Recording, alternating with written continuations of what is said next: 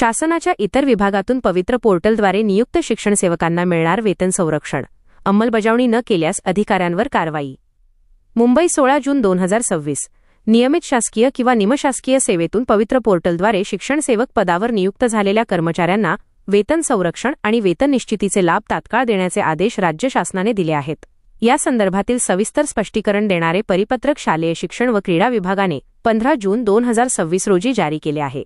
सदर परिपत्रक अधिकृत संकेतस्थळावर 202640514030407212.pdf या नावाने उपलब्ध आहे.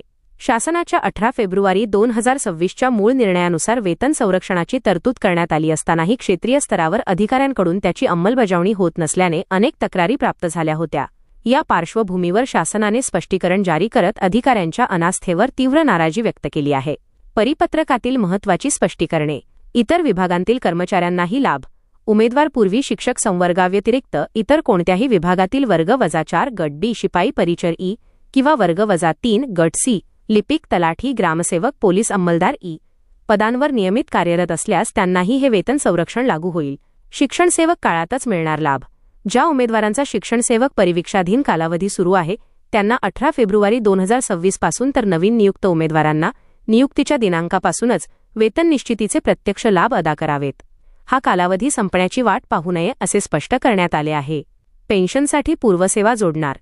1 नोव्हेंबर 2025 रोजी किंवा त्यानंतर सेवेत आलेल्या आणि 100% अनुदानित खाजगी शाळांमध्ये नियुक्त झालेल्या कर्मचाऱ्यांची पूर्वसेवा निवृत्ती वेतनाच्या प्रयोजनार्थ जोडून देण्यास मान्यता देण्यात आली आहे. शासनाचा कडक इशारा.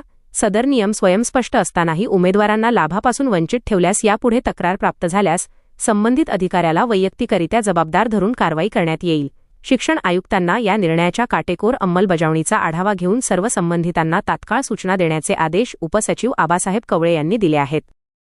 मित्रांनो, व्हिडिओमधील शासन निर्णय किंवा परिपत्रक आपणास हवे असेल तर कृपया आमचे शासन निर्णय व परिपत्रक हे फेसबुक पेज सबस्क्राईब करा. त्यानंतर सबस्क्राईब केल्याचा स्क्रीनशॉट 7588152456 या क्रमांकावर व्हॉट्सअॅप करा. आपल्याला हवा असलेला शासन निर्णय किंवा परिपत्रक व्हॉट्सअॅपवर पाठवले जाईल.